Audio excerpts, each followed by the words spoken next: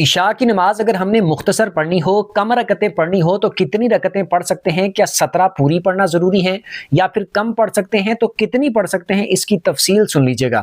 عشاء کی پہلی 4 سنتیں غیر معقدہ ہوتی ہیں، ان کو اگر کوئی بندہ پڑھ لیتا ہے تو ثواب ہے، اگر نہیں پڑھتا تو گناہ کوئی نہیں ہے۔ اس کے بعد 4 فرض لازمی طور پر پڑھنے ہی پڑھنے ہوتے ہیں۔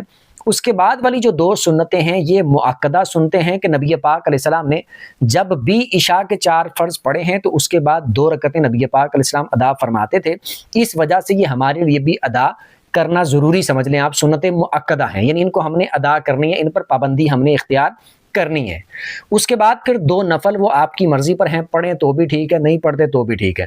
3 وتر وہ واجب ہیں، وہ لازمی طور پر پڑھنے ہیں۔ اس کے بعد والے 2 نفل وہ لازمی نہیں ہیں، یعنی اگر کوئی بندہ عشاء کے 4 فرض، 2 سنتیں اور 3 وتر اتنی نماز پڑھ لیتا ہے تو نماز اس کی ہو جائے گی، اور باقی رکعتیں نہیں پڑھی تو وہ گناہگار نہیں ہوگا۔ تو مختصر اگر کوئی 9 رکعتیں پڑھ لیتا ہے تب بھی اس کی عشاء کی نماز ہو جاتی ہے۔